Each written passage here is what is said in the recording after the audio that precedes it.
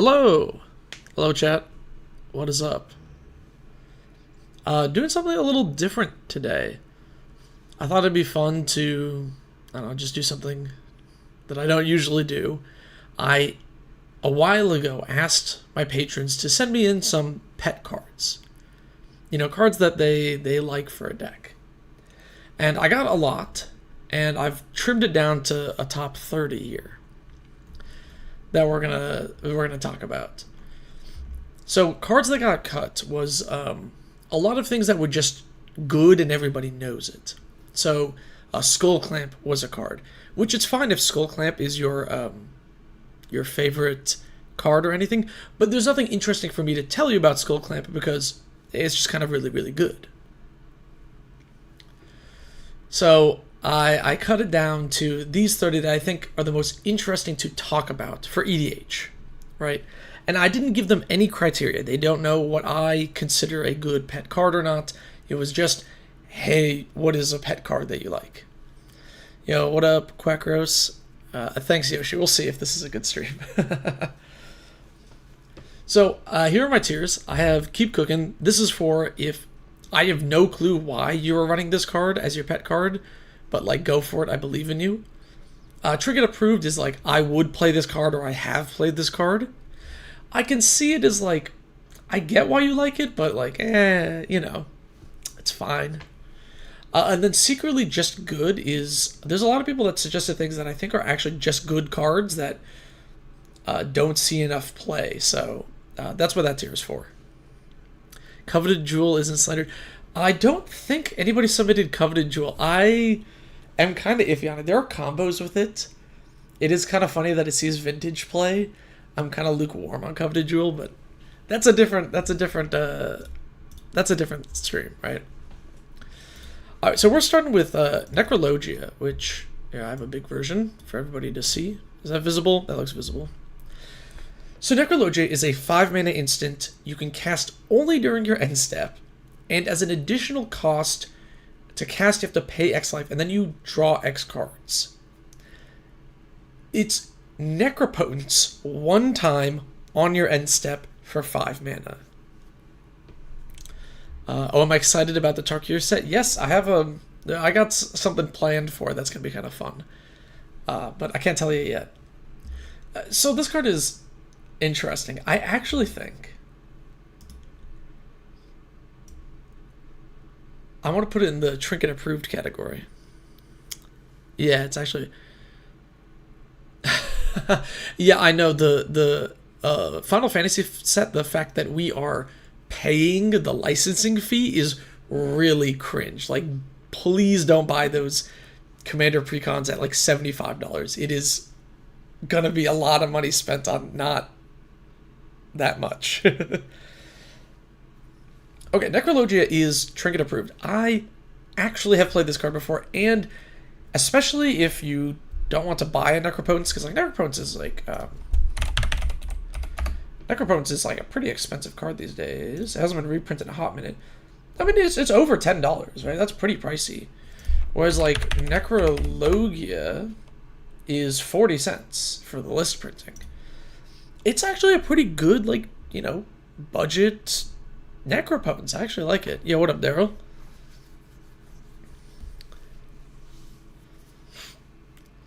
Yeah.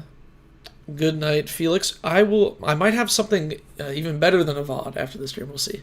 Yeah, Necrologia was really fun. It's a cool card, right? I think it's actually good. And I have played it in deck, so I gotta put it in the Trinket Approved category. I have not done Spinal Embrace yet. We'll get to that one. Oh, you know what? Whatever. We'll just do it next. The Spinal Embrace. Okay, so this one is 3 blue, black for an instant. Cast only during combat. Okay, so pretty niche. Untap target creature you don't control. Gain control of it. It gains haste until end of turn. At the beginning of the next end step, sacrifice it. Then gain life equal to its toughness. Yo, what up, Pyro? First time live viewer? Yeah, I'm glad you're catching the live stream for the first time.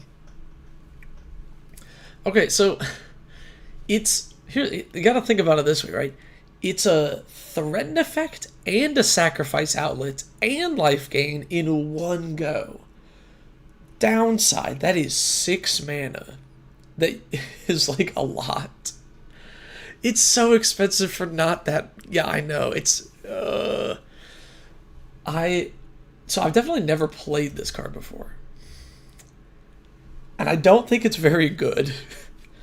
I think I have to put it in the I can see it category here. Oh, you forgot to. Oh, sorry, Gecko. It was like an old post on the Patreon, and I already had like a lot of responses, so I didn't repost it. But I'll do more things like this with patrons, ideally. For the low cost of 6 mana. Yeah, 6 mana hurts this. If it was like 4 mana, it would be up here. At like 5 and 6 mana, it's kind of just here. Funny card, but like, eh. Alright, next, oh, this is a good one. Oops, did not pull up. There it is. Warp World. It does get around indestructible into mirror colors, but you have counterspells, so you can always do that. Warp World. This card's so funny, right?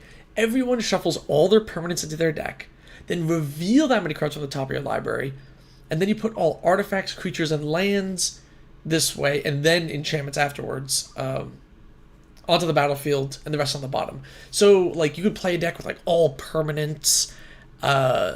You're not playing any instances and sorceries other than this, and you just, like, flip into a ton of things. It's really disruptive, and it's, like, weirdly powerful.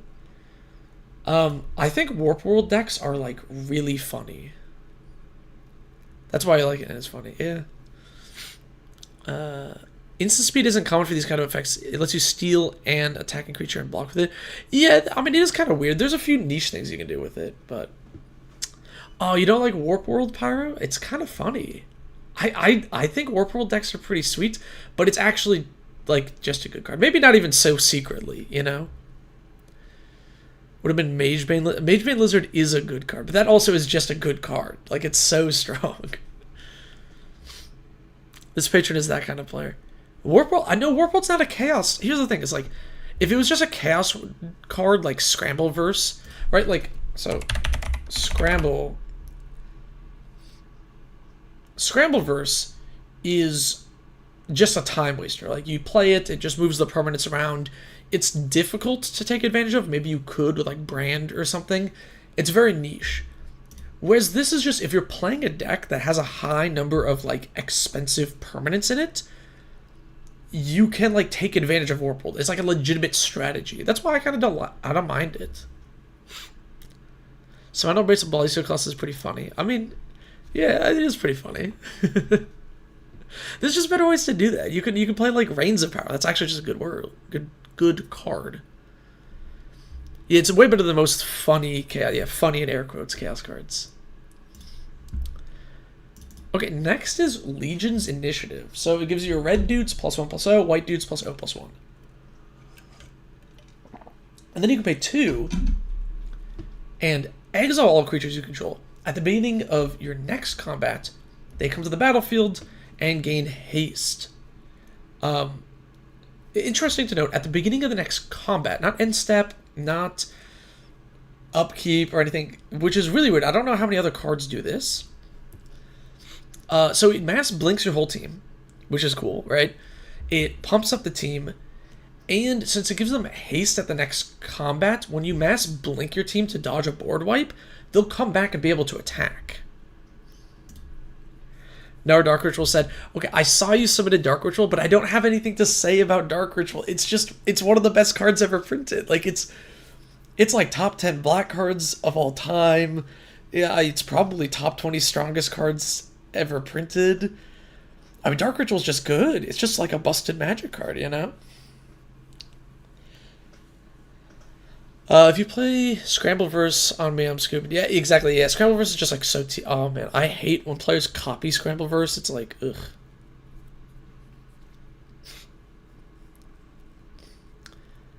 Yeah, no, not that initiative. Play Legion's Initiative in Duke Boros Myriad and actually goes crazy. Yeah, I see people are making its own category. I'm not making a second Dark Ritual category. Dark Ritual's a good Magic card, but I don't think that's a very interesting thing for me to say. Legion's Initiative, I think, is actually just a really good Magic card, and not enough people play this. Like, if I go to, like, EDH Rack... to know haste is irrelevant unless you're activating pre-combat. Yes. Yeah, it's mostly going to be irrelevant. It's mostly going to be irrelevant unless you're activating pre-combat, yes. But it's like unique that it does that. Your pet card is Soul Ring. Yeah, it's a good card. Legion's Initiative. Like, it's not played that often. There's a lot of, like, who's playing it? Like, only 4% of what is this, Pantlaza decks? I always forget the name. Only 4%. I feel like it's way better in this list, right? So legit underrated card, I think. Good day, Grave Robber. It's really annoying to have a protection spell that can sit on board. Yeah, it could be. I mean, it can be tedious for opponents, right? Because they have to, like, bait it out. It's pretty good.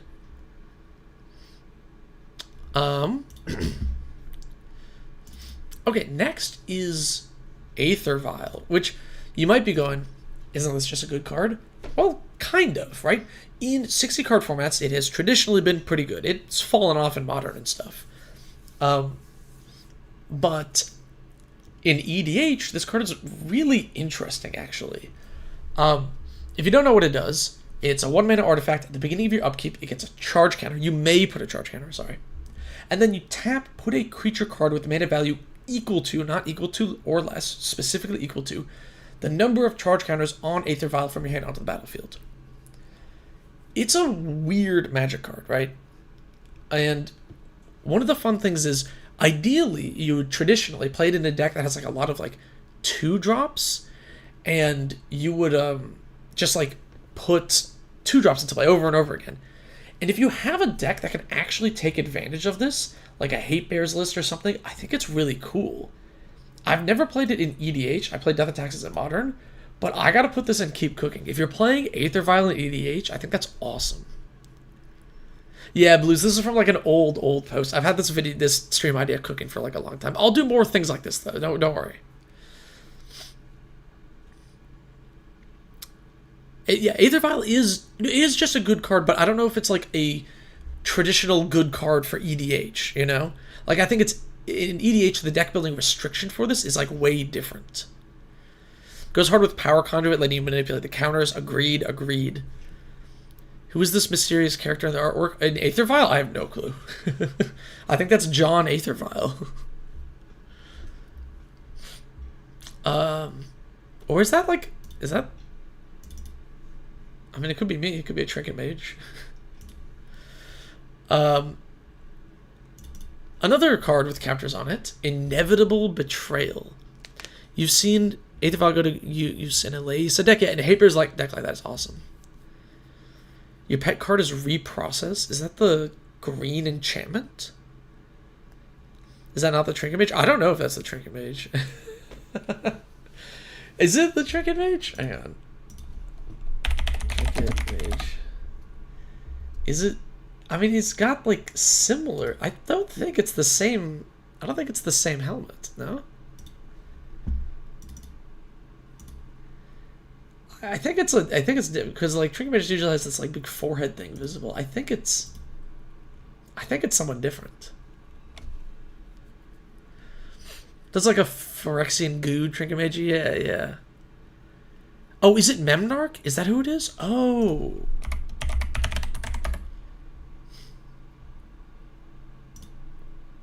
Is it just an up-close Memnarch? Maybe.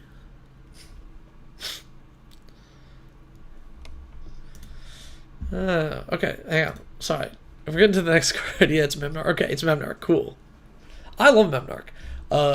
Actually, one of the most expensive cards I ever owned was a From the Vault Memnarch. And you might be going like, what?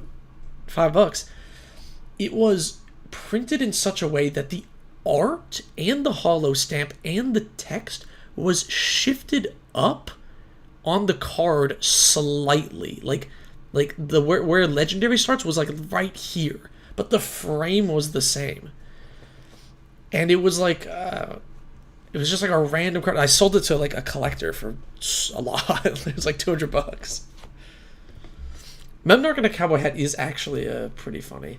Although I think that's just his big brain. Scryfall Tiger down the bottom should tell you. Oh, Reprocess is a good card. Reprocess.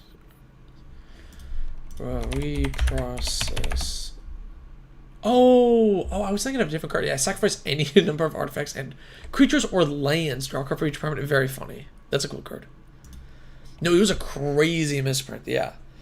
Yeah, if you're not familiar with misprints but you're interested in it, there is a Facebook group called MTG Misprints and Oddities. And there's auctions there all the time of people. It's a great way for you to sell your misprints. And also, if you want to buy some, you can pick them up. Do be warned, some of those collectors have deep pockets. It is very difficult to win a bid there unless you're willing to spend some real cash. Okay, we're talking about Inevitable Betrayal. That was one hell of a tangent. We're talking about Inevitable Betrayal.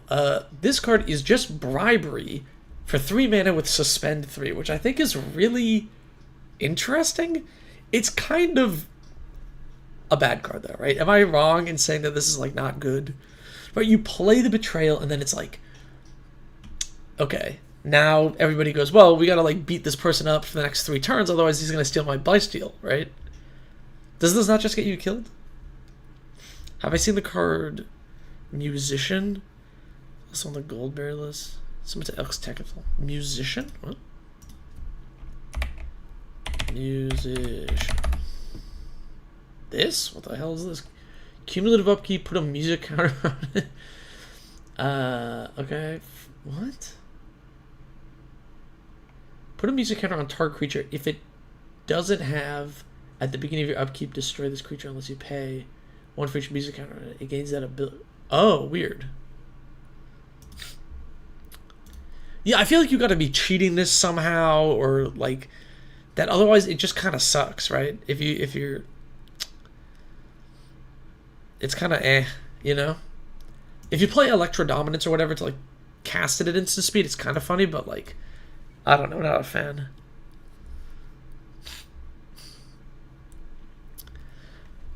All right, next card we have Vesuvan Duplimancy. So I actually tried playing this card in a deck, and I never really got it to work. Whenever you cast a spell that targets only a single artifact or creature, create a token that's a copy of that artifact or creature, except it's not legendary. So, you know, you play this in like Orvar or Ivy or whatever, right? So, you know, you play this, you target Orvar, you make another Orvar, and then you target something else and you make 2 of those things because you have 2 Orvars, and so on and so forth, and blah, blah, blah. It lets you, like, do stuff like that, which is funny. I get that. But I actually think this card sucks. It's so comically win more. This is like a, like you have to be, like, so far ahead for this to, like, do anything. I think it's just, like, crazy win more. It's like so slow. Funniest part of Inevitable Betrayal is the player who's being betrayed is the one that shuffles the deck afterwards. Yeah, that's true. Your pet card is Drift of Phantasms. It's a cool transmute card, and it is actually useful, but yeah, not super crazy. It's just that it's got transmute. Yeah, I think Vesuvan Duplimancy, I can see it, but it's like, it's so win more. I think it's actually just kind of meh.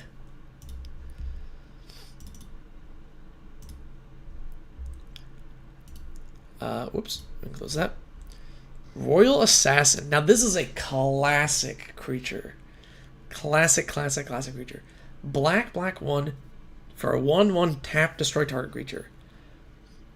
I mean, come on, right? Transmute for the whole Trinket Mage cycle rocks. That's true. Royal Assassin. You can't go wrong with this card. It's like you could hold it up, and your opponent doesn't want to attack you, right? Because if they attack you and tap their creature, you just blow it up. It's like a pillow fort effect. If you have untapping synergies, you can be like, oh, you know, untap, kill your thing, untap, kill your thing, right? it does like so much stuff. It's also just like a removal engine on its own as a dude. I think this card's cool. I actually think Royal Assassin, it's kind of slow, but it's like a classic. This is a... I mean, I guess I know what you're doing with this, so I'll put it in Trinket Approved because I've played it. Royal Assassin is cooking? Maybe it is cooking, honestly. Like, in 2025, if you're still playing Royal Assassin, like, that's sort of goated, right? Oh, a Void Fate. Yeah, a Void Fate's the green counter spell, right? That counters something that targets you think. It's kind of funny. Murder is better because you can get off. Yeah, I mean, it's slow. It needs a little bit of synergy. But, like, I don't know. If you play it on turn 3, I feel like you just control the board. It's kind of crazy. And it almost forces removal right then and there for, like, a random 1/1.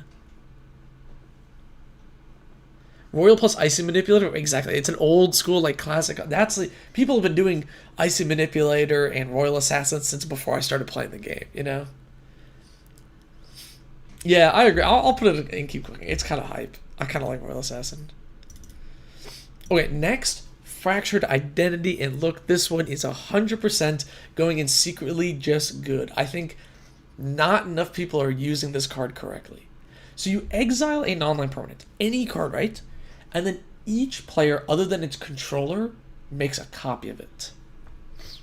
So, you know, your opponent has a Blightsteel Colossus, and then you go, oh, I'll exile your Blightsteel Colossus, and then all of us get one as well. And you can make deals with this. You can be like, hey, let's all agree to beat up that person who played the Blightsteel before we attack each other.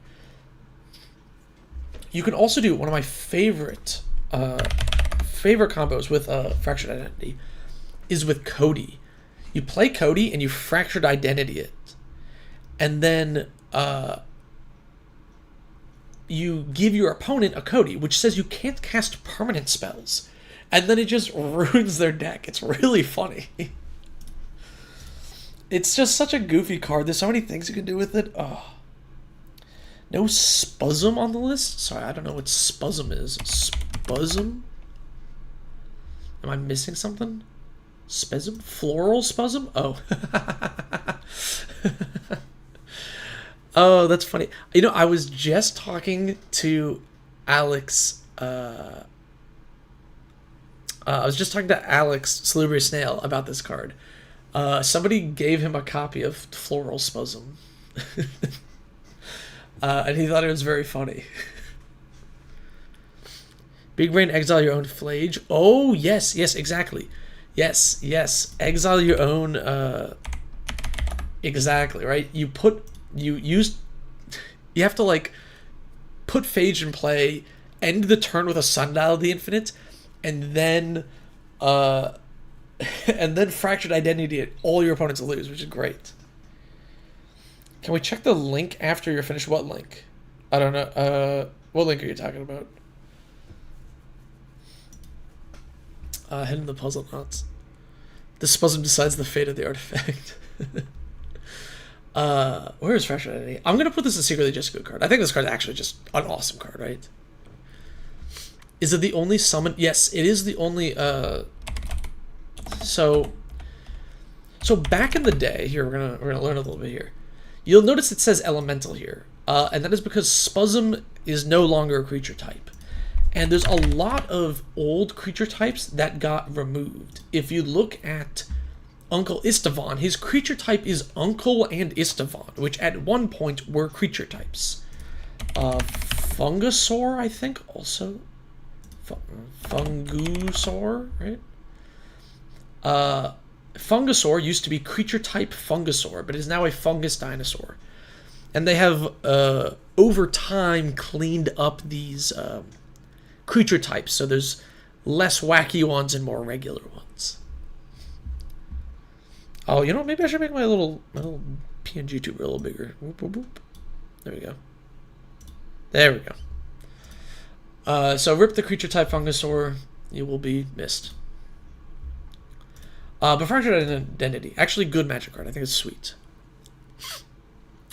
Uncle Tribal, yeah. Mystery Booster 2 added another Spasm. The link to the tier list. Join a little late, but interested to check the whole list of cards since can't recognize it from the art. Oh, Yeah. Is there a good way to link this? I think I can. I don't want to like delete the whole tier list. Do I just copy the link itself? Like if I just send this link in the chat, like if you click on that, does that do anything? I don't know. Vinishino being one of those that means, yeah, exactly. Vinishino's got turned to lizards.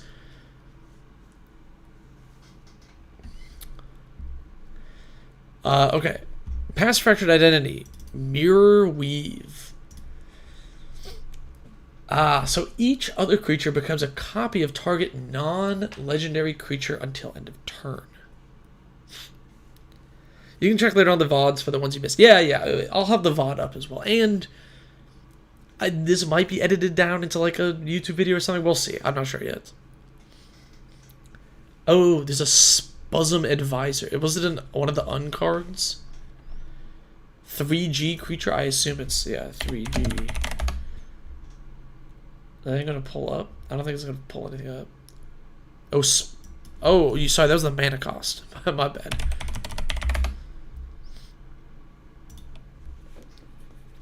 No, link doesn't work. Alright, yeah, never mind. You make the choices for all spasms you control. Playtest cards, I don't know if your playgroup cares about it, you know. Mirrorweave, yes. Mirrorweave is a sick board wipe with 0/0s that have counters. Yes. Agreed. Like if we look on EDH rack, we will see, you know, all of the... My W key did not work. Mirrorweave. There we go. We'll see other cards that this is, you know, sort of designed to go with. Or not designed to go with. That, like, it works with. You can play, I don't know, something like, yeah, Forgotten Ancient. It turns everything into O3s, or what's a better example? Gaea is legendary, so you can't do that. Noyandar makes lands that are 0/0s. You can turn everybody's creatures into 0/0 islands, and they just die instantly, you know? You can use it to win the game with, oh, here it is. A Biovisionary. Biovisionary is if you have 4 copies of cards named Biovisionary on your end step, you win the game. So those are like the uses for Mirrorweave. You know, you can do goofy things with it. And because of that, I gotta put it up here. This card is so funny, right? I've never played the card before, but it seems really goofy, right? Use it in Rayhan. Yeah, exactly. In a Rayhan deck, that'd be great.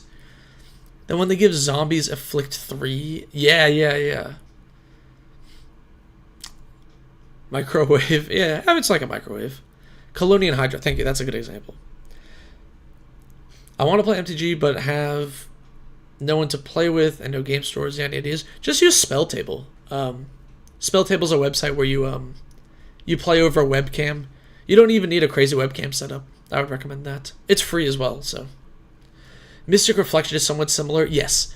Mystic Reflection, I think, is, like, more powerful, you know? Mystic Reflection lets you do, like, set up your ETBs as well. In a better way. So, I mean, back when Dockside was around, you could go, like, Dockside, Mystic Reflection, play a Mana Dork, it becomes a Dockside, and you just trigger your Dockside again. You got to do crazy stuff. A Tombstone Stairwell is actually just a good card. It's also reserve list, which is kind of cringe, which makes it a little expensive. It's got like cumulative upkeep, and it just makes a bunch of zombies. It's a cool card, though. Who else's pet card is Prisoner's Dilemma? Prisoner's Dilemma is on this list, and we will get to it in a sec. Okay. I'm moving on to Gilded Lotus. All right. When he asks for where to play, I can shield the Discord. Yes. Whoever asks you can play, I can shield my Discord server where I have patrons play. I play games with them as well, but it is not free. So you have to like be a patron. You have to pay. It's at least $2 or whatever. And sometimes when I'm not streaming stuff like this, I will stream EDH games with patrons, and you can join. You can play with me and stuff. Yes. I just didn't. I don't know. I don't want to As much as this is already a shill for the Patron because it's all Patron submitted cards, I didn't want to like double down on it. Gilded Lotus. Okay.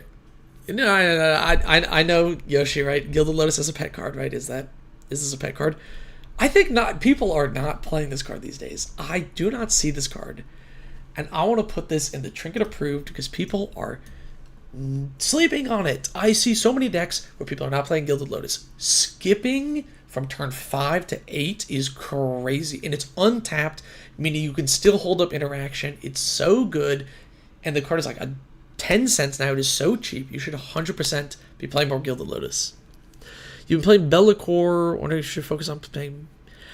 What you want to focus on is up to you. You know, if you want to play more big demons, then you should do that. If you want to play more group slug, you should do that. Don't ask me for advice when it comes to what you think is fun, because I can't tell you what you think is fun. That's only you. I can always only comment on gameplay and strategy and what I think is fun. You know, but if you just want to play more big demons, you should do that. Thran Dynamo, I like Gilded Lotus, but I don't like Thran Dynamo as much. Do I need to zoom in on this? Sorry, I realized this was not zoomed in at all. Here's my problem with Thran Dynamo is it's 3 colorless, right? With Gilded Lotus, I get to hold up Counterspell. I get to hold up Murder or whatever, you know? With 3 colorless, what am I holding up? There's no interaction. I'm basically tapped out. If you need a lot of ramp, Gilded Lotus, I know, right? Gilded Lotus is so good. Is this list predetermined? Yes, I asked the patrons for this list like in December. This was like a while ago. If you sign up right now, no, I'm not going to add it to the list. But if you sign up now, you might be added to other random tier lists that I do. I plan to do more stuff like this in the future. We'll see. Am I going to share or post this ranking somewhere when I'm done? Yeah, I'll download the image itself when I'm done. I'll probably post it on my Twitter and Blue Sky. Maybe a community post on YouTube as well. Do people look at those? I don't. Do you look at the community posts? I have no idea. Yes, you can hold up Null Elemental Blast, which also sucks. This card is like unplayably bad. I'm sorry. Counter target multicolored spell, destroy target multicolored permanents. The best cards that you see more often are the monocolored ones. It's terrible. This is so bad. 50 Feet of Rope is a card I desperately want to make work, but it is so bad. Yeah. 50 Feet of Rope is quite bad. Rakdos Charm is goated. I do play that a lot. Thandano is better for chaining into more mana rocks. Yes. That is true. Community post pop-up. Maybe I'll make a community post. I don't know. Like, it's kind of a funny thing.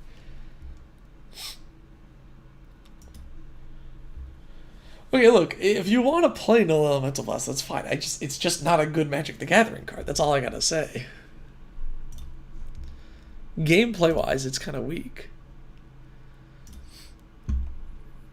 It does counter a lot of commanders specifically, yeah.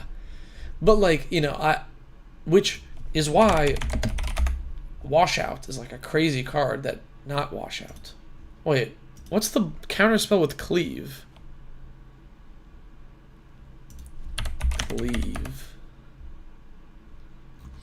What is that card I'm thinking of? Wash Away, excuse me. This card is actually secretly really, really good. Nobody picked it as a pet card, but this card's really good. It counters target spell that wasn't cast from hand for 1 blue mana. But then for 3, so it's cancel if you need it, right? But if you're countering a commander, it's only 1 blue, which is like really efficient. Very good Magic card. Leadership Vacuum is also a great card. What commander bracket is Stone Rain? I think 1. Okay, let's talk about Fire of Oranic. Speaking of Stone Rain, destroy target artifact or land. Creatures without flying can't block this turn. This card's kind of good, right? Like, am I crazy or is this just secretly good? Abjure can be neat in the right deck. Correct. spoiler alert on today's podcast, which hasn't come out yet, Abjurer is something that I might be talking about. Wash Away is like CDH. Wash Away is CDH playable because if in low color blue decks, sorry, I need to specify. In low color blue decks, Wash Away is CDH playable because of the prevalence of things like Underworld Breach. It's able to mess with that combo for 1 blue mana, which is pretty efficient. This card though, okay, I see some people say too expensive. It is worse than Sundering Eruption, right? That's the MDFC, right? Sundering Eruption. This is the MDFC.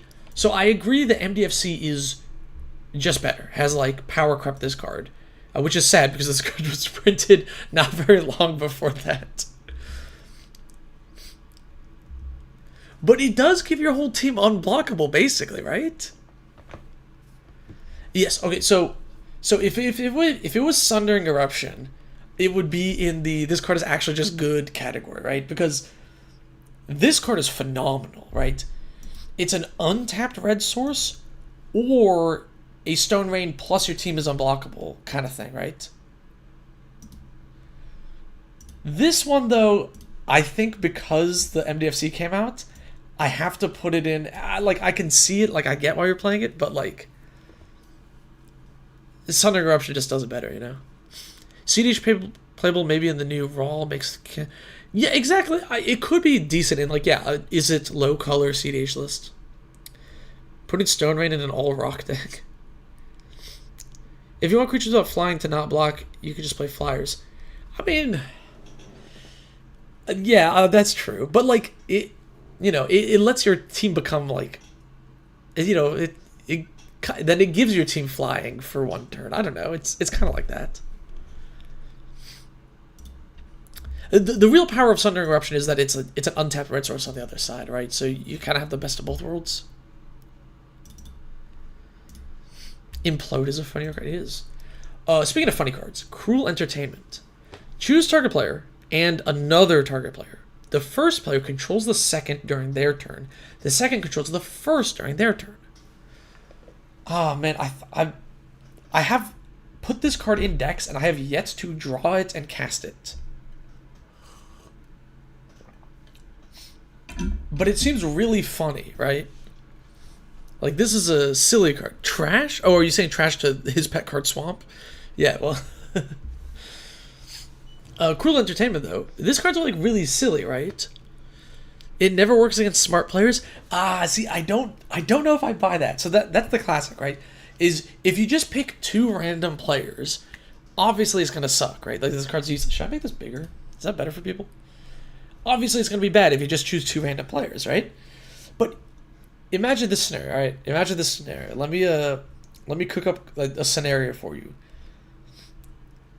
There's player 1 who is, like, not doing great. Their board got blown up. Maybe they missed a few land drops. They don't have a whole lot going on. Player 2 has a crazy board. They're, like, going to win the game. You go to player 1, hey, do you want to not lose right now? You can just mess with player B, and then player B messes with player 1. They don't really have anything going on anyway, so it doesn't matter, right? This would be funny in Is It Close if you could, like, copy it, yeah. This card is funny, but usually has no effect. I feel like, yeah, maybe it's, my friend would not let a 7 mana, I mean, it is 7 mana. You're right.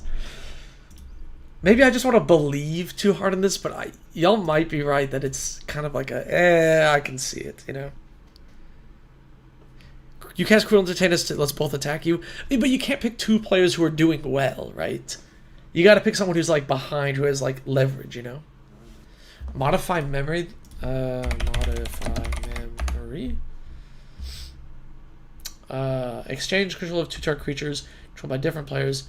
If you control neither creature, draw 3 cards. Oh, I need a copy of this. So I'm playing like a Goad Politics deck right now, my Sig deck, and I'm playing a Wrong Turn, which is, this is like a pet card of mine. Wrong Turn's really funny.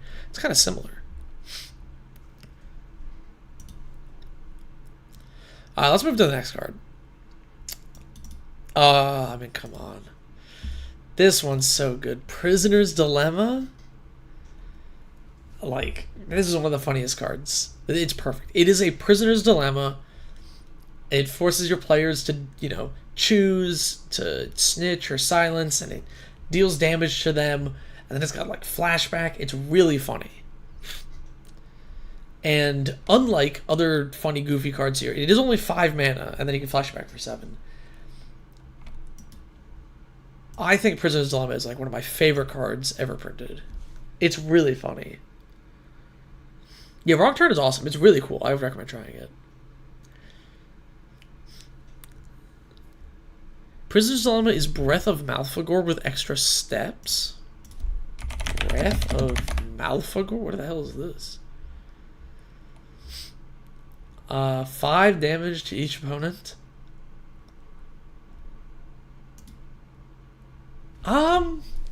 I don't think so. I actually disagree. Because here's the thing with Prisoner's Dilemma, is I feel like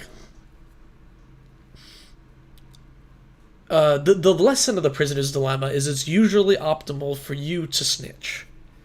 And if people know that, I think it's most often going to deal 8 damage to each player, which I think is a lot.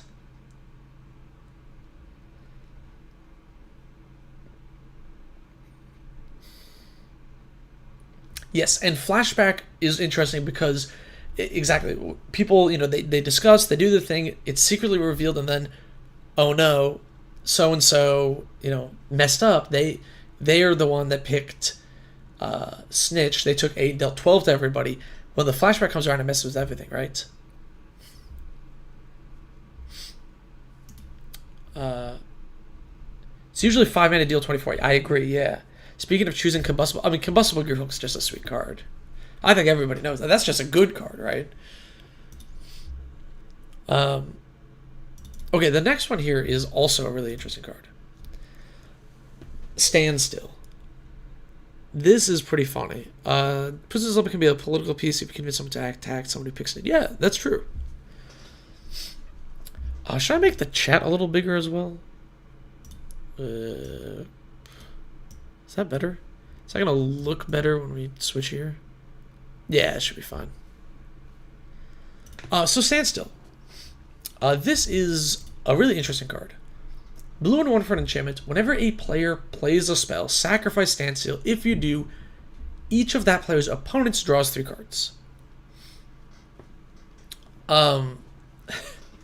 So it's traditionally in Vintage, this card actually sees play. It's really good. So it's much better in a 1v1, right? You play this in a control deck. You play Standstill. You stare at your opponent with counter spells in hand. They cast something, you counter it, and then you get to draw 3 cards, right? In EDH, it's mostly bad, right? Because even if you draw 3, you're giving away 6 cards, and you spent 1 on this. So yeah, do you want your opponent's drawing 6 cards in total? Now, here's the thing: is I can kind of see it, right? If you're playing exactly, like Kami of the Crescent Moon, and you're like mono blue, forced draw, whatever, right? Then it's good in that deck. Specifically, exactly this deck. Group hug, except you specifically, yeah, exactly. It's kind of good in that, but otherwise, I can increase the font size on chat by a lot. Yeah, maybe I need to mess with my my settings on a restream. I don't actually know. Scale 100. Can I do this? What happens if I do that? Did that work? Oh no, that just changed it for me. I didn't do anything to you guys. Whoopsies.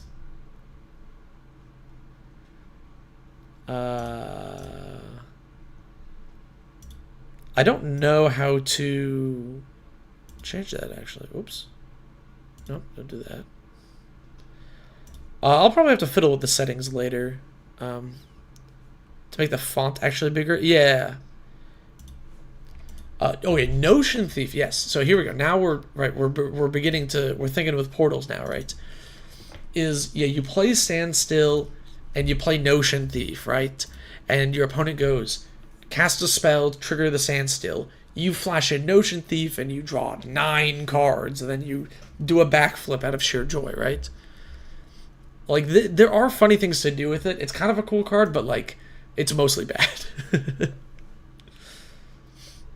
Standstill may revolutionize your Joyride the G2 controller. I mean, maybe, if you want to give it a try. You've never seen a Kame of the Crescent Moon deck do anything constructive? I mean, it's kind of like, you know, it's a very one-note kind of deck. Not sure you hate anything more than force draw unless it's Necrosword, because it basically wins but makes the deck work. Yeah, I mean, force draw is such a weird archetype. It's very niche. It's kind of hard to do. Can't do Notion? Wait, why can't you do Notion? Yo, thank you, Titus. I will check out you joined the Patreon. Awesome. And let me know if you ping me on Patreon if you have trouble joining the Discord. Can't do Notion? Wait, why can't you do Notion? Wait, does it not work Notion Thief? Am I dumb?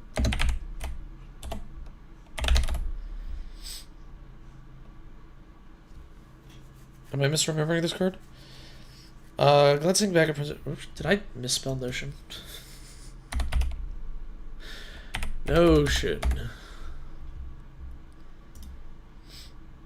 If an opponent would draw a card, except the first one they draw each turn of their draw step, instead they skip it and you draw. Why would that not work with Standstill?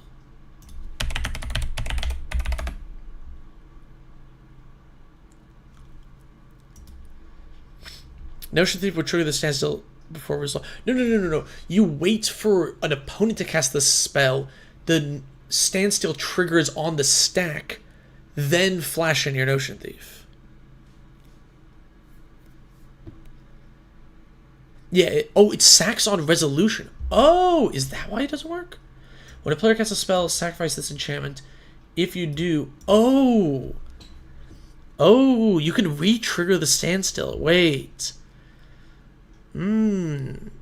That sucks. You'd have to... Chat. Hold up. You'd have to Aether Vial in your Notion Thief to get this to work. You gotta flash it in with the Aether Vial.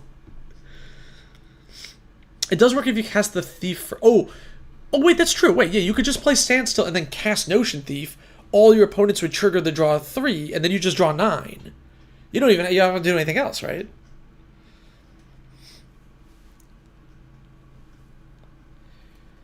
Yeah, no, it works. You play Standstill, you play Notion Thief, it's a draw 9, right? Oh, no, because it casts, it triggers, right? Oh, you'd have to play Notion Thief, cast Standstill, and then another... This is a lot of steps. You still cast it in response. Yeah, that doesn't work. That's what it... Okay, alright. Standstill might just suck. I'm not gonna lie. It's kind of funny, but it kind of sucks. Well, we need to move on to the next card. Speaking of crazy cards, y'all ever seen Eye of the Storm? Randomly, I don't know why I chose this, but the art for this card is what I chose for the art for my Instagram account. That is the Trinket Mage. I don't have anything posted there. I just wanted the username. Ward of Bones. Ward of Bones is just a good stacks card, though. Yeah, Thief, Standstill, then wait. That is pretty funny. Yeah.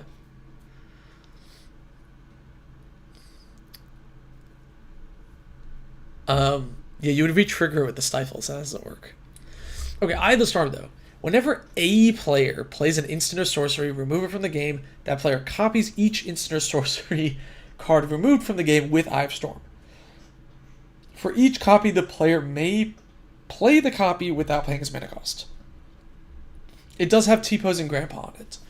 So, basically, anytime anyone casts an instant or sorcery, it goes under the Eye of the Storm, right?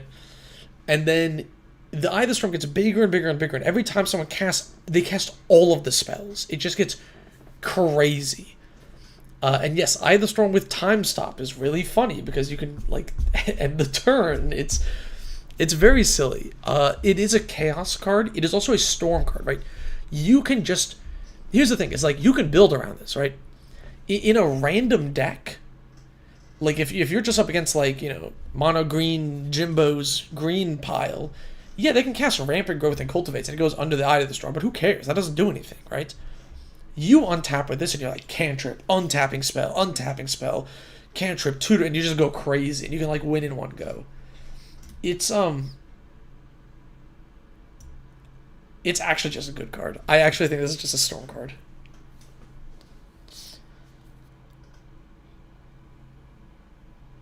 Hello, Grand Abolish. Yeah, Grand Abolish should be funny. It's a wild card, but yeah, it's really cool. It's actually just a strong Storm card, I think. I think 1,000-Year Storm is just better than it, to be honest. But, like, if you're on a budget or you're trying to just build, like, a slightly jankier version, I think it works. This is just Rooftop Storm is just for zombies, right?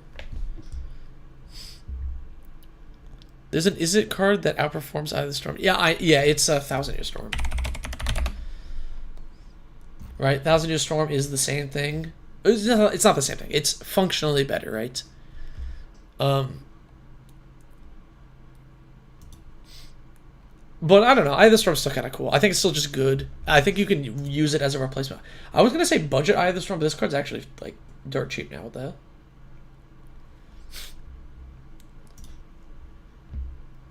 Could also function as additional copy. Yeah, it's like a second one. True, yeah. Okay, next is Gaea's Blessing. Elk loves this card. Target player shuffles 3 cards from their graveyard into their library, draw a card. When it is put into your graveyard from the library, shuffle your graveyard into your library. So Gaea's Blessing is anti-mill, right? Because if you mill it, your whole graveyard gets shuffled back in. It's graveyard hate. You can be like, hey, you got something in the graveyard that I want to shuffle away. And then it's a cantrip. I think it's actually just good. This is just a good Magic the Gathering card. Oh, now, see, Ezra's cooking here. Eye of the Storm and 1,000-Year Storm, right? Now we're really getting somewhere. 2-hour turn? Exactly. Gaea's Blessing, it's just a good card. I mean, come on, right? Like, it's great. It's just a cantrip. You can't hate on it. Well, I mean, you can, but, you know. Head games. Okay. Target opponent puts the cards from his or her hand on top of their library. Search that player's library for that many cards. Then they put those cards into their hand and shuffle their library, right? So the way head games works, right, is like functionally, your opponent has 3 cards in hand. They put it on top of their deck. You give them 3 new cards to play, right?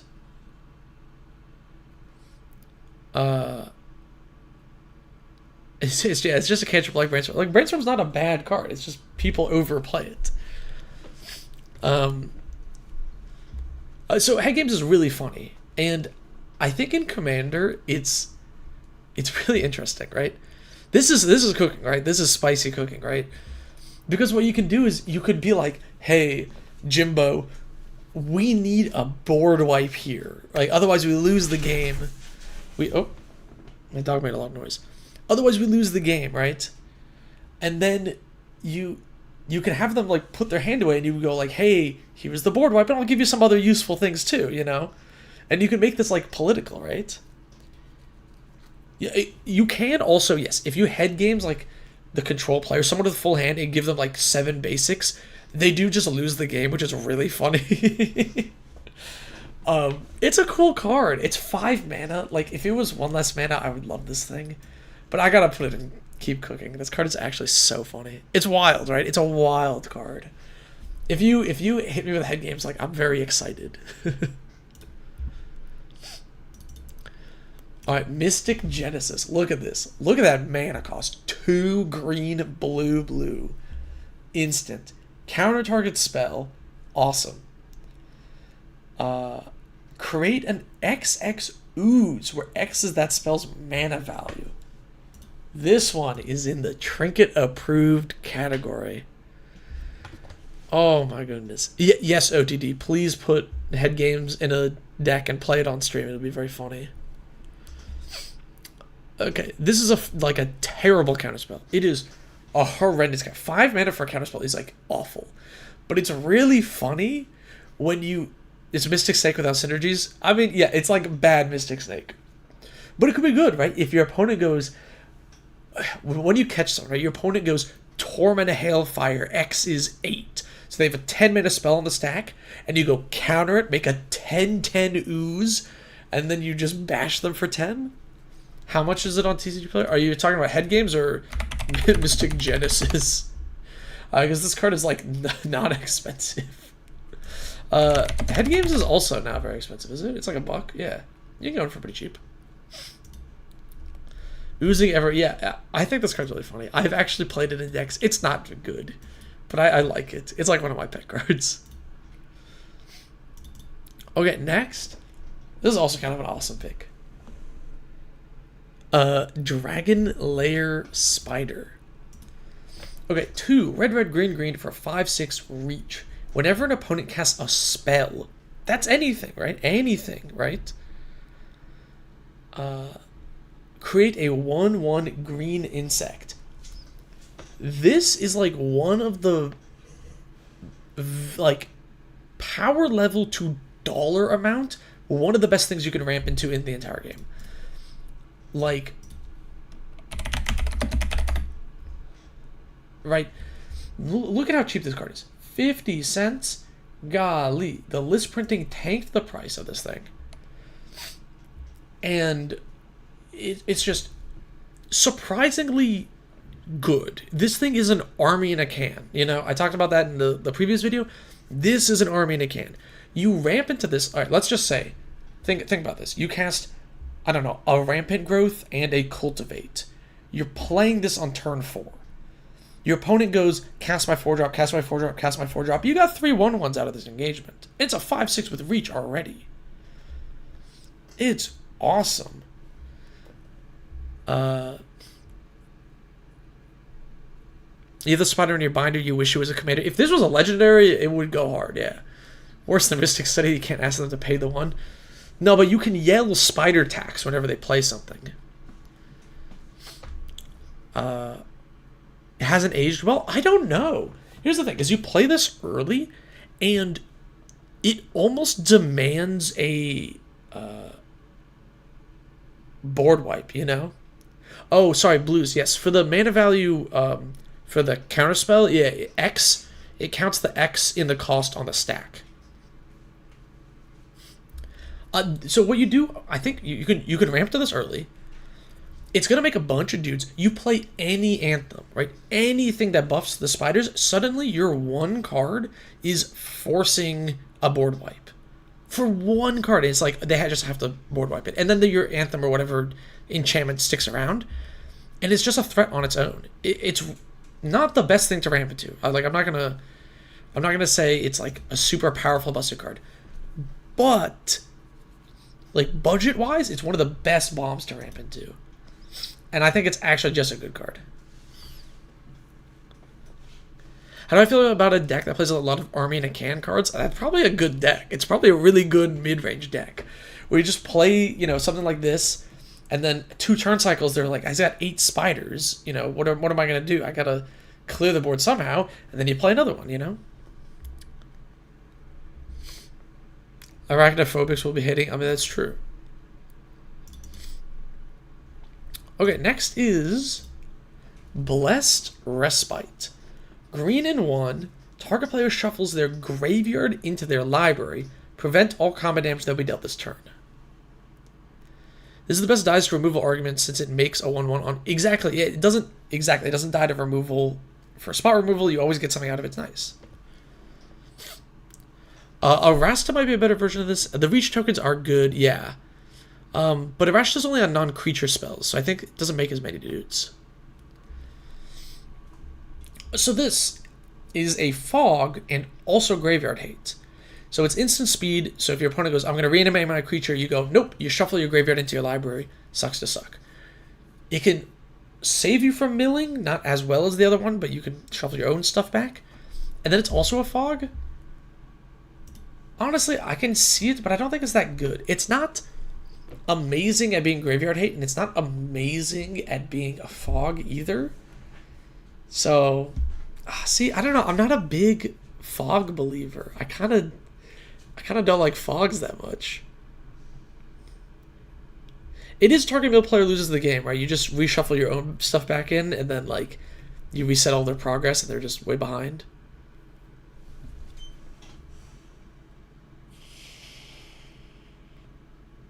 You play Dragonlair Spider with Wart the Raid Mother. That's good. It's a fine card, but is it worth a slot? Exactly. Thank you. That's what I'm looking for. Like, if you're like, I really don't want to fit any of the good graveyard hate cards in here, then maybe you put this one in. But like, seems interesting. I mean, like, yeah, in Turbo Fog, you're just playing all the fogs, you know. Okay. We got another spider here. Whoops. Let me do that. Aqua Strand Spider. Green and 1 for a spider mutant. It has Graft 2, so it comes in with 2 counters. Whenever another creature enters, you can move a counter onto it. Pay a green, target creature with a +1/+1 counter gains reach until end of turn. How many games end in the red zone? It depends on your meta, right? And like, how many games... My problem with fogs is it doesn't actually clear the board. I'd usually rather clear the board and prevent them from attacking me, you know? Graft is so annoying on Digital Magic. I bet it is. Okay, so this card is weird. It's very niche, but it can give a creature with a counter on it reach. I love that it has reminder text to tell you what reach is. It's kind of funny. It also moves counters around. It's kind of like, I don't know if it's like, it's not a great card, so I kind of want to put it here, but it's also such a niche weird card that I kind of want to put it here.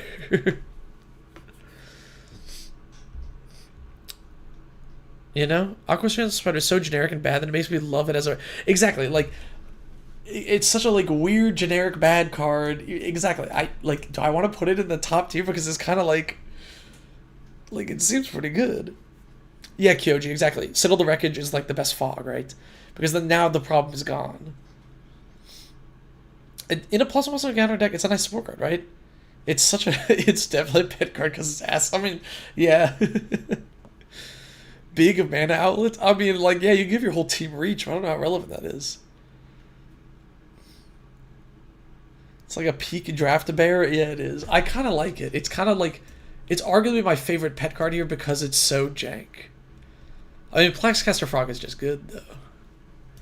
I kind of want to put Aqua Strand. We'll reevaluate all the cards at the end.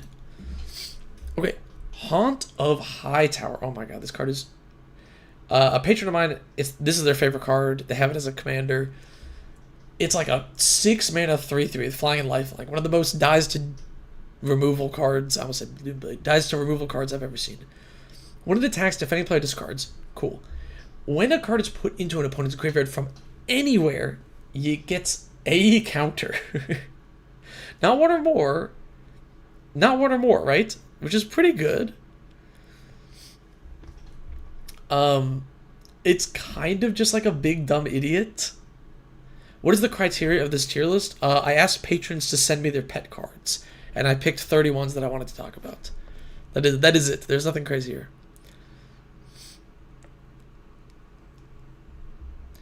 I see Titus Walker. You're a fan of Titus moves counter. It's very funny. Imagine lightning bolting this. I know, exactly. It's like it's one of the most dies to removal dude I've ever seen. But like, yeah, mono black mill Voltron, lantern control commander. You can just force players to discard to wheel. You know, you wheel an opponent. It's not one or more, right? You know, so it can kind of get big. I actually think this is kind of exactly what I wanted from a pet card. It's kind of sucks, but it's like kind of awesome. There are better cards than Haunt of the Hightower, like 100 billion%, but it's kind of sweet.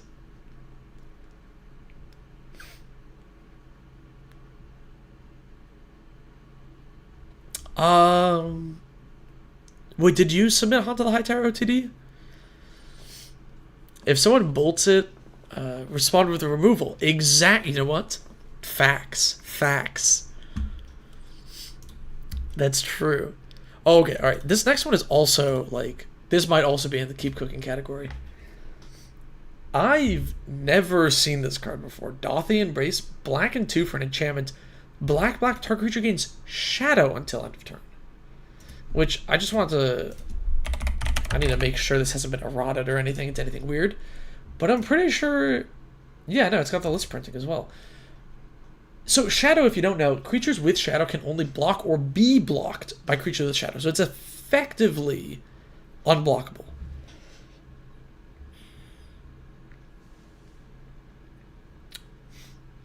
Oh, you submitted Prisoner's Dilemma. Yeah, a couple of people said Prisoner's Dilemma, so it got here.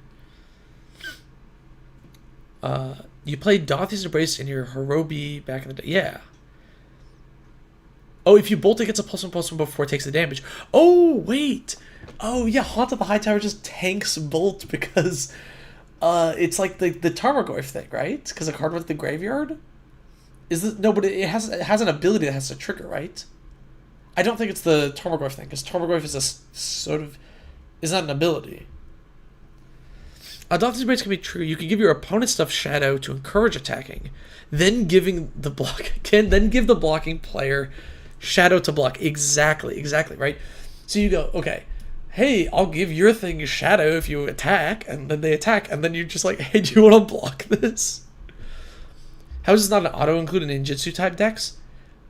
I mean, I would assume it is, right? Like, yeah, it goes in Gante, it goes in Flage. Yeah, some people play in a Yuriko, I guess. It's a cool card. Yeah, it's a state-based versus triggered. Yeah, exactly. It's a cheaper it is a cheaper Rogue's Passage. Here's the thing, is it is black. Which means if you're not playing a mono black, it is awkward to activate multiple times. But this card's good. I think this is so far my actual favorite option, right? It's like actually kind of a good card. I've never seen it before, and there's like funny things you can do with it. I don't know, it's kind of sweet. Okay, next is Misleading Signpost. This is going to be another trinket approved. It's so funny. Okay, so it's a 3-mana rock with flash. Cool. But also, when it enters during the declare attacker step, you may reselect which player or permanent target creature is attacking. Oh, what's the commander counterspell I showed before? It's Wash Away. That one's pretty funny. Misleading Signpost. So it redirects an attacker, so it's a combat trick, but it's also a mana rock. And it's a mana rock that has flash, which I actually think is like relevant. Because you're in blue, right?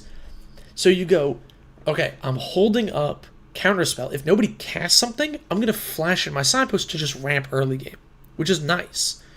And then it just says when it enters during the declare attacker step. If you have ways to flicker this to just blink it, you can use the effect multiple times, or bounce to hand, and so on and so forth, right? You can Master Transmuter this back to yourself. Like, it's really good. And I think this card slaps. This is a trinket approved. Okay, next is Fecund Green Shell. It's 3 green for an elemental turtle with reach. It's a 4/6. So 5-mana 4/6, not too bad, right? It blocks nicely. As long as you control 10 or more lands, easy in mono green, you know. Let's be real here.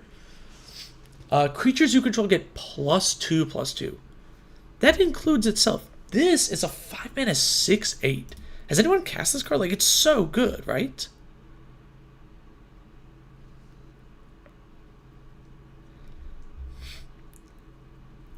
And then also, here's the thing, right? Is like, I haven't even finished the card.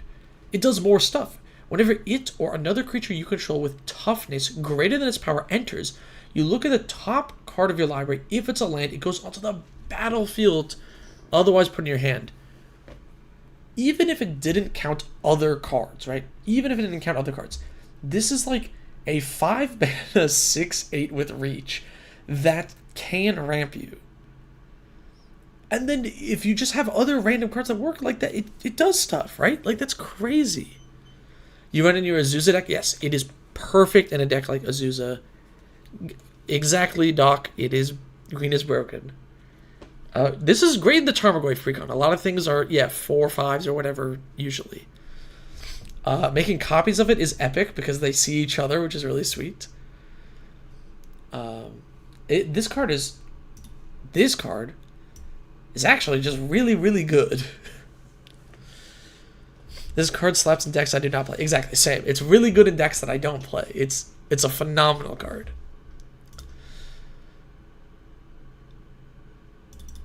Next is another card that I hadn't seen until a patron talked about it.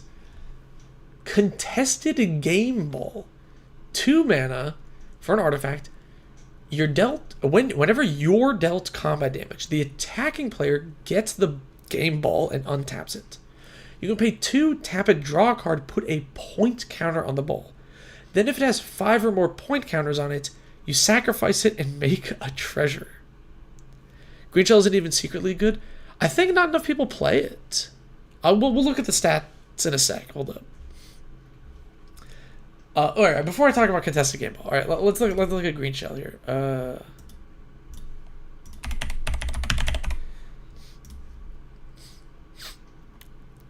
In 1% of possible decks, and remember, EDH Rec factors in when the card was printed, so it's not counting old decks, right? You see it in Arcades and Doran, right? Of course, but like in Omo, only 3% of players are playing it in Omo. Like, come on, it's a 50-cent card. In this guy, I guess 46% of players. Only 10% of players in Azusa are playing it. This should be way more, right? The precon only 5%. I think it still counts as underplayed. No. Okay, back to the game ball. Back to the game ball. All right. It's getting reprinted in the Titus precon. That'd be sweet.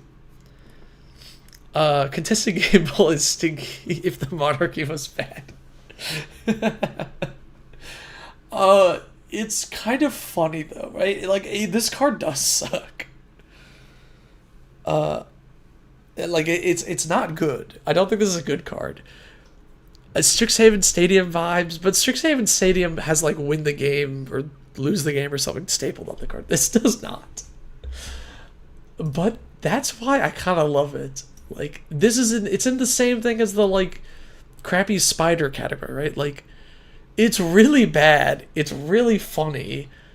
But if you're just playing this card because you're like, I love the contested game ball, that's kind of awesome, right?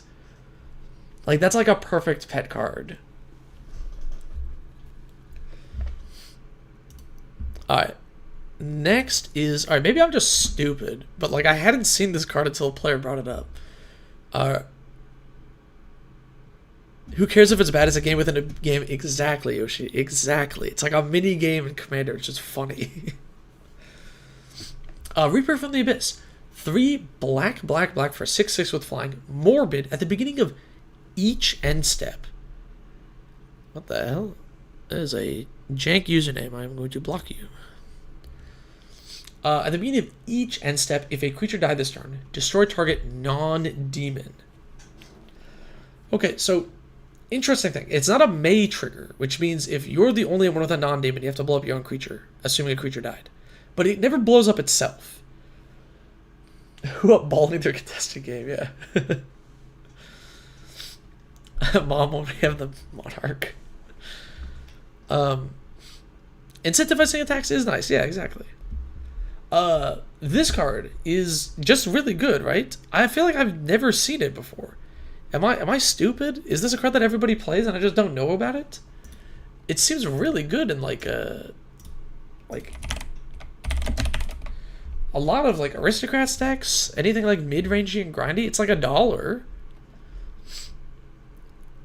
Yeah, really good in Aether Vial. I'm not surprised, but like 1% of Marin decks are playing this. You get to loop your like death triggers and keep reanimating. I don't know. It seems really good, right? It seems good in Shiri, and it's only in 6% of decks.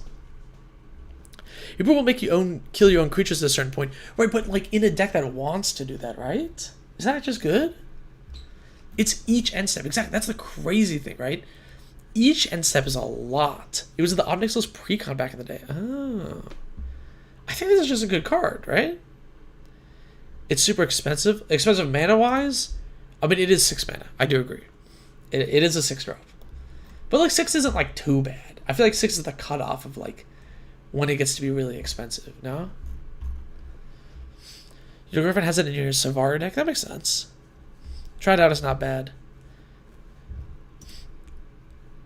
I don't know, I think it's just kind of good.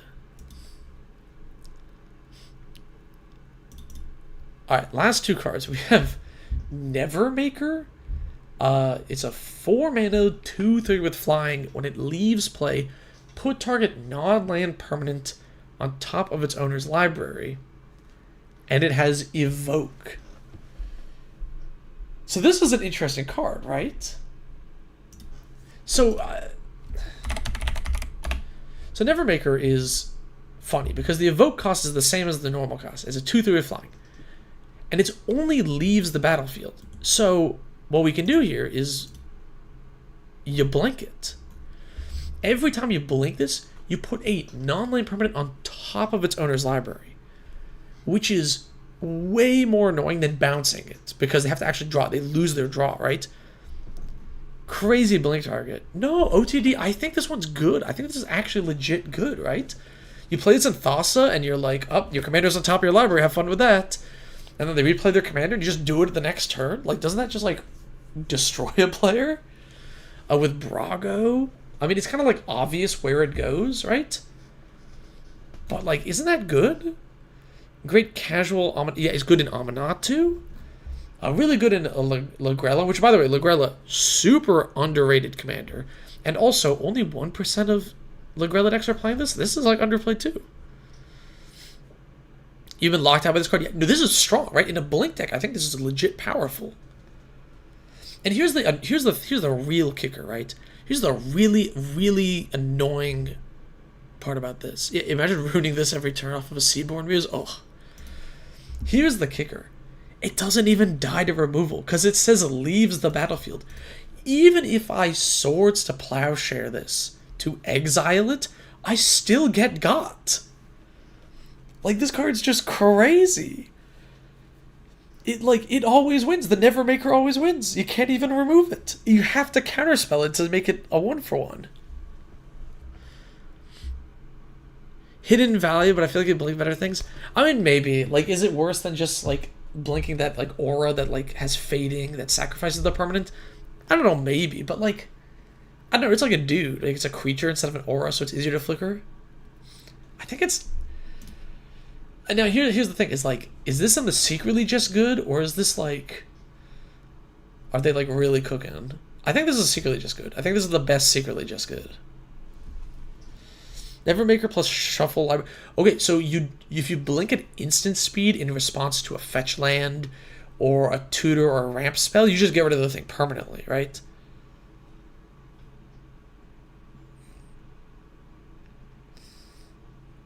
Yeah, Ephemerate plus Evoke, yeah. You made Lagrella Slivers, that was funny. You think it's a keep? Honestly, it's kind of a keep cooking, right? Like, this card's actually legit good. And it's not even just, like, secretly good, there's, like, things you can do with it, but it's only one thing. You know, it's just good in blink decks. So I feel like maybe it goes top of secretly just good. Isn't Aether Channeler better? No, right? Aether Channeler is a bounce to hand. Bounce to top of library is way stronger because it blanks it's like a draw blanking as well.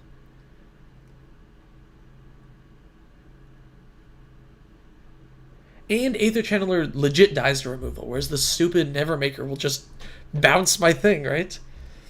And also ETB versus Leave. Leave is stronger, yeah. It makes it kind of immune to removal. Both are good, yeah. I mean, Aether Channeler should also be in your blink decks. I don't want to just to be very clear, Aether Channeler is a good Magic the Gathering card in your blink decks, you know? Okay, we're on to the last one, and I think this is a really good one, too.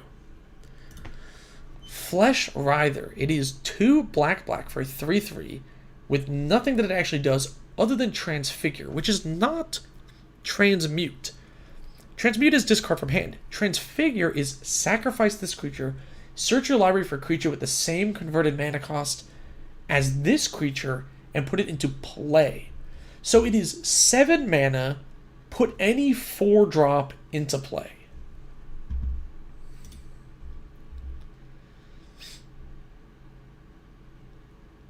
Time Spiral jank incoming, exactly. It's Future Sight, you know it's jank, right? So 7 mana cheat any. So here's my thought, right? It is the only Transfigure card in the game. Here's what I'm thinking. If you think about it this way, it's 4 mana for a 4-drop. And then black 1 to tutor up the other 4-drop, right? Think about it like this. Imagine you had 3 mana, search for any creature, and then you paid 4 mana to cast it because it's grabbing a 4-drop. If you consider 3 mana search a creature to be an okay rate, it's not that bad, right? Yes, it does cheat into play. So what does this cheat out? Okay, so I have a few ideas. Let's see what people are doing, right? I haven't checked the. I should zoom in on this too. Okay. I don't know why my ad blocker is not working. Ignore Adventure Time. So what are people like playing this in? And they're playing it in stuff like Marin. And here's what I'm thinking, right? Is imagine okay, you can get Shieldred. All right. We'll talk about Shieldred, but hold up. Imagine you're playing a deck that has Marin in the 99, right? You could Flesh Writher to get Marin. Marin puts Flesh Writher back in hand. You've now built an engine where you can just keep finding 4-drops, right? With Henzi, you can even discount it, right? And then it's 5 mana, tutor any 4-drop into play and draw a card, right? Right, like this is sweet. I'm surprised Henzi is actually not here. There's sponsored by Adventure. No. You can also just tutor important cards. Like if you have a Thran, Yawgmoth in the list, it's probably good.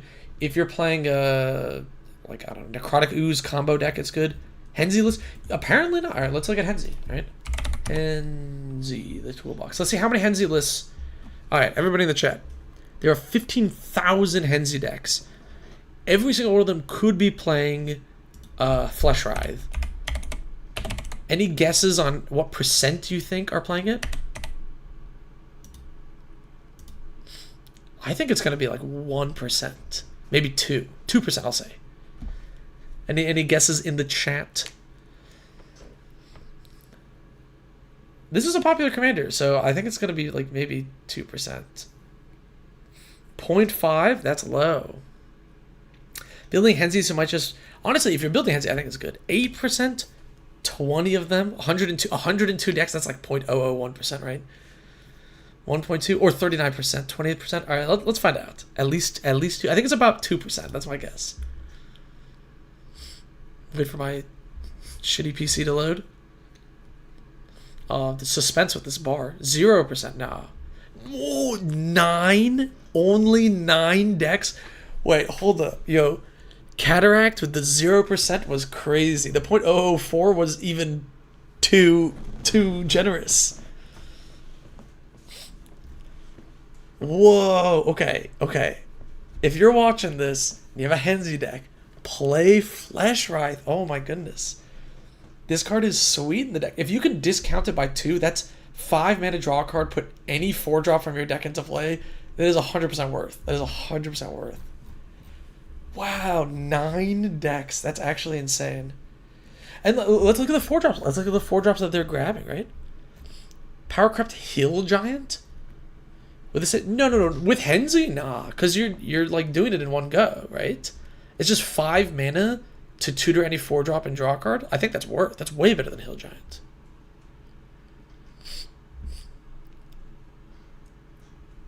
Yeah, you win the card. I'll send you all my copies of Flesh Writher, which is 0. Okay, so look, Chainer, that's a great 4-drop you can get. Timeless Witness, you can get the Flesh Writher back, which is kind of funny. If you're just getting Solemn, that's kind of lame. You need something spicier, right? Body Launderer, that's really good in Henzi. I like this. You can grab a combo piece. Foundation Breaker. World Shaper, Ravenous Chupacabra. It's removal as well.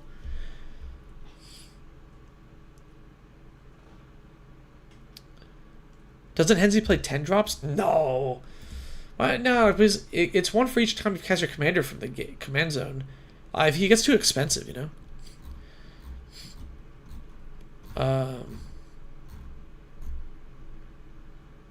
This is cool. What a weird card. There's some interesting things here. Criminally underplayed, yeah. Yeah, Body Launderer is a great card. Honestly, that could have been on this list too. Alright, so where do we put Flesh Writhe? I think it's... Here's the thing is, I don't think it's like secretly just good because you have to build around it, right? Like you can't just put this in a random black deck. It's probably going to be bad. So I think it's honestly up here in the keep cooking category. Those are all 30 cards. I want to do a little look and see if I want to change anything here. I think this list is pretty accurate. I think it's pretty good.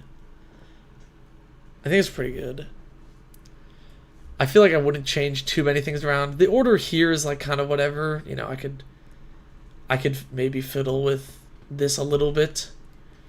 But like overall, it's pretty sweet. I gotta move this one back. I think this card's actually bad. I'm going to build Henzi only creature deck with only 4 drops. Hell yeah. And Umari as the companion. Look, that's good. You should do that. It's 7 mana cheat out of vanilla 3/3. Have 3 mana activate ability.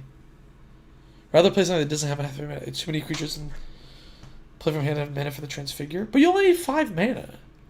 Oh, I don't know. Are you in Henzi? Are you like dumping your hand? Because you're just playing Blitz, dude. So it's not like don't they just die and then you just do you like fully blitz out your whole team? I feel like that's how Henzi players get like steamrolled. No. Dilemma needs to be at the top of its bracket.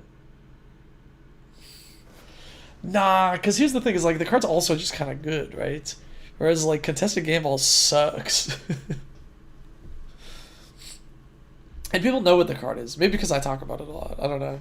Put the ball on top of the list. The ball is really funny, but it's like so bad. Need a new card that's transfigures, but for a stat line. Like, honestly, more transfigure cards could be kind of interesting, you know? Sack your transfigure guy and pull out a vanilla 4-drop? I mean, that would be funny. Nowhere to run? Bracket, yeah. Blitz 2's die, give you more cards. You always have a full hand. Yeah, but then like, don't you just get attacked? Am I crazy? Isn't that what happens to Henzi players? I feel like every time I've seen Henzi, they just like blitz some things and they get like punched. No. Yeah, you dump your hands and you play all your blitzy dudes, right? And then they replace themselves, but they have nothing on board, right? So don't you just get punched? That's my experience with Henzi. We're getting off topic here. I think overall, this is a good list. This is fun. I will. Can't get blitz from whatever you tutor. House card. The issue with it is you can't get blitz from it. Yeah, but when you tutor the thing into play, and then ideally it's like a card that like does something, and you're okay with having it on board, right?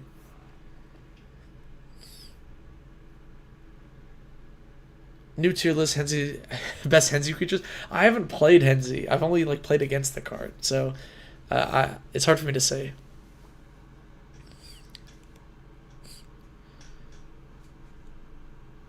It'd be interesting if they printed more transfigures.